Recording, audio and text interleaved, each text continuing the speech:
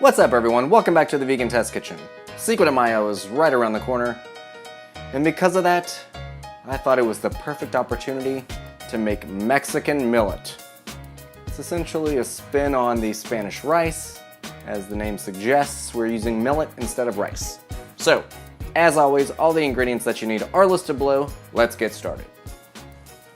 Per the instructions on the bag, first thing we're going to do is just rinse our millet. Give it a good little spritz.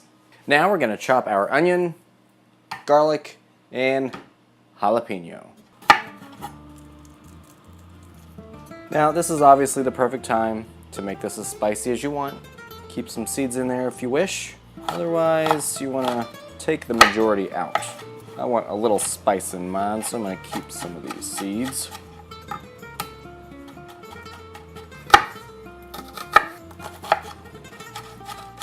Now we're going to heat our peanut oil or vegetable oil in a medium sauce pot over a medium heat.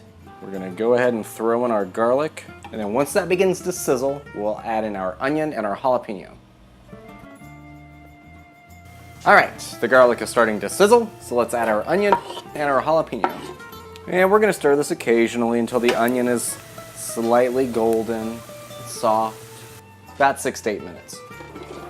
In the meantime, grab a medium tomato, dice it, and make sure you get all the seeds out. Alright, now it's time to add the millet. We're going to stir this to coat, and we're going to saute this for about 4 to 6 minutes so the millet starts to get a nice golden color. Fun fact, millet is rich in B vitamins, fiber, calcium, iron, and magnesium. And before rice was domesticated, millet was a staple food in East Asia. And millet is an extremely resilient crop, as it can withstand droughts in infertile soil. Because of that, it's great in African countries where it's hard to grow stuff. Millet is not just for the birds. Millet. Now let's pour in our vegetable broth. Going to add our tomato paste, our salt and cumin, and our diced tomatoes. Now we're going to want to bring this to a boil. Alright, now that it's boiling, we're going to stir once. That's what it says. Lower it to a simmer, and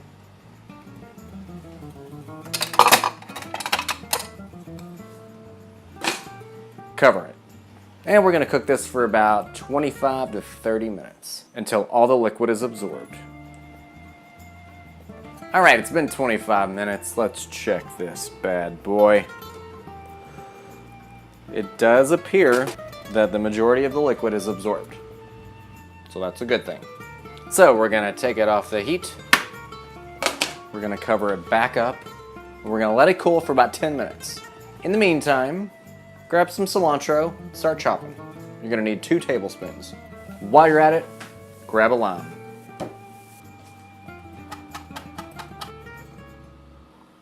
And if you want, you can garnish it with a little bit of more chopped tomato, if you're a tomato lover like me.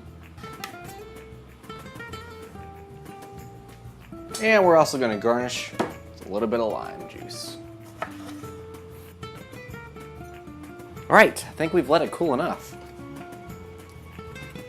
So we're going to add our chopped cilantro, fluff it with a fork.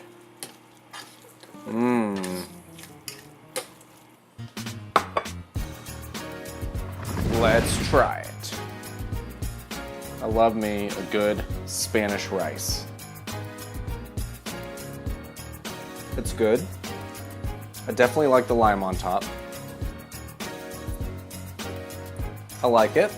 It does taste very much like a Spanish rice, oddly enough. The millet has a very much of a rice consistency. If you're not familiar with the millet, once it's cooked, you know, it gives a little bit. Still retains its shape, but you know, it's not super crunchy. It's a little spicy. I like it. Now I want a margarita, some salsa. This is good stuff. All in all, I think this is a great recipe. You know, if you want to switch it up and not use a rice for your Spanish rice, do this. use millet instead. Millet's fairly nutritious, so it'd be a good switch. I don't think you should skimp out on the lime. I really think that adds a little punch at the end. Nice little fresh punch. If you think you'd like to make this, hit a thumbs up. I would love you for it. And as always, make sure to subscribe and share and comment and all that good stuff. I will see you all next time.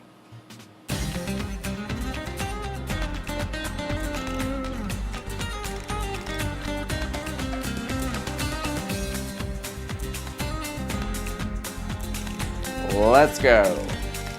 And if you want, you can garnish